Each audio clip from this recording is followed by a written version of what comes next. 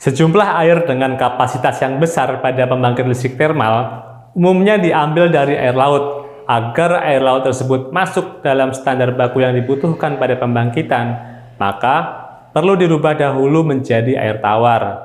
Tapi tahukah sahabat, apa saja teknologi yang digunakan dan bagaimana cara kerjanya? Jika belum, yuk simak ulasan singkat berikut ini.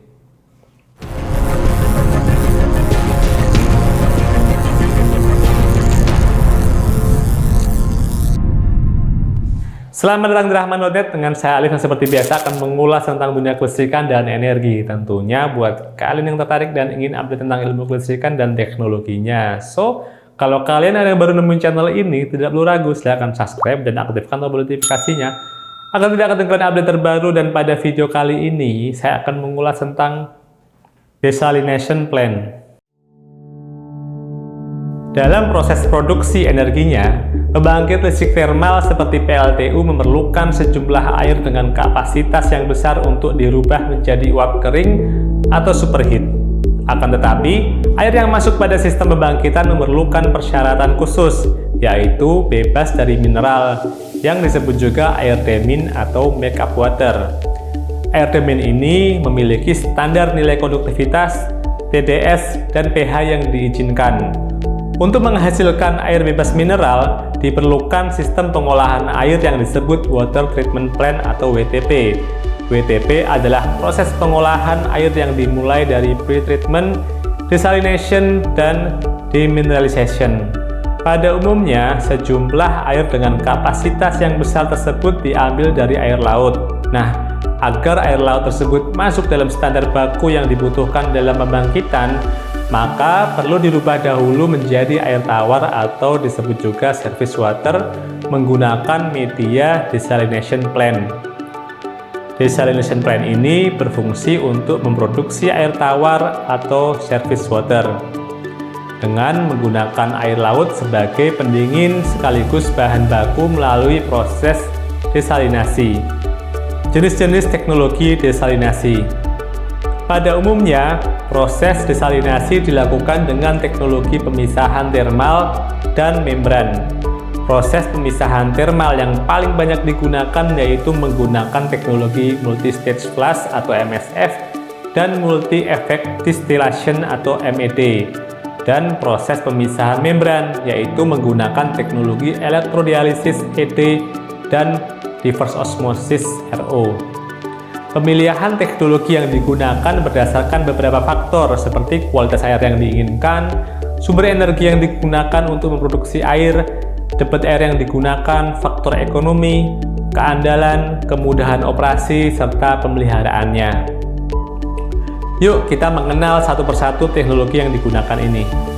Multi-stage flush atau MSF. Dalam prosesnya, air laut disalurkan ke dalam vessel yang dinamakan brain heater untuk dipanaskan. Proses pemanasan dilakukan dengan cara menyemprotkan uap panas yang keluar dari turbin pada pembangkit listrik.